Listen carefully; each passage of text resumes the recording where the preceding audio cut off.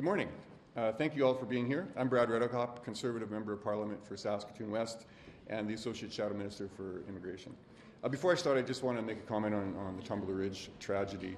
Of course, my thoughts and prayers are with all the people of Tumbler Ridge, all the people affected, particularly the families, the first responders, healthcare providers, everyone in the community. I know it's been a tough time, and my prayers specifically are those for those who are still in hospital, and really hoping for a speedy recovery for everyone else. And of course, the people of Saskatoon West stand with the people of Tumbler Ridge in this very difficult time, willing to do whatever we can, and certainly sending our thoughts and our prayers with them.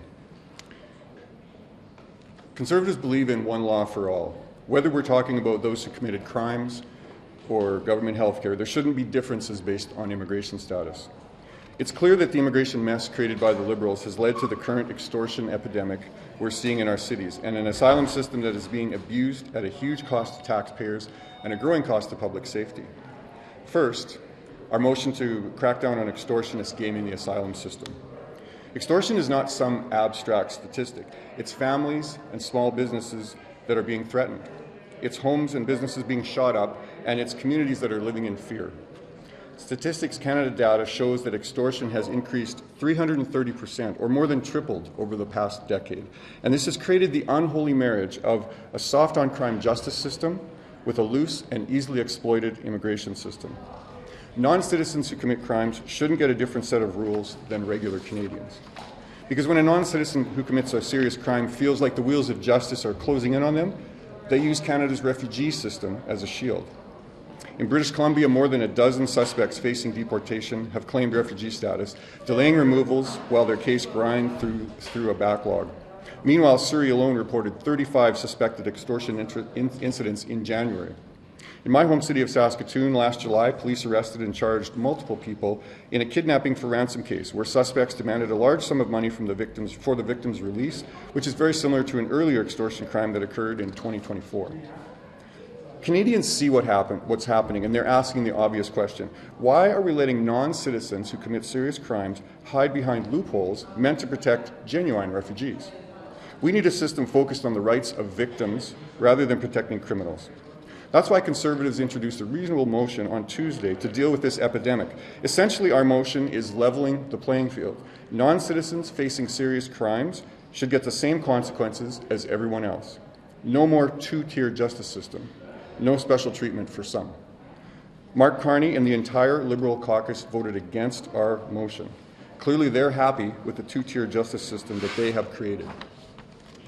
The second issue I wish to touch upon is the interim federal housing program report from the Parliamentary Budget Officer that was released yesterday.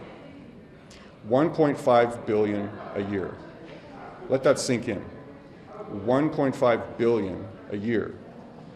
The Parliamentary Budget Officer confirmed what Conservatives have been warning about.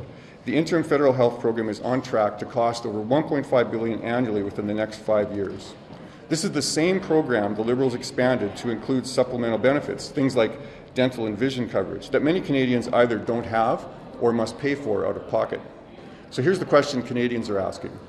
Why should non-citizens who commit serious crimes be allowed to abuse the asylum system, plus get better health benefits than regular Canadians, especially when millions of Canadians still can't get reliable access to a family doctor? And it's not just the cost, it's the lack of oversight. Committee testimony has raised serious concerns about providers billing way higher than provincial averages and rates under the interim federal health program. This is exactly what happens when Liberals lose control of the system. Backlogs grow, costs explode, and taxpayers get stuck with the bill while Canadian patients wait. So what will Conservatives do? Conservatives will restore fairness and control by ensuring federal benefits only go to those who are eligible, with emergency coverage protected. We'll add real oversight so the program can't be financially exploited. We'll put a simple principle back at the center of government decisions. Make sure that we have the jobs, homes, and healthcare capacity before increasing intake. And we'll close loopholes that let non-citizens facing serious crimes file refugee claims and instead force them to face the same consequences as everyone else. Canadians deserve safe streets and a government that respects their paychecks. The Liberals have failed both, and Conservatives are here to hold them accountable.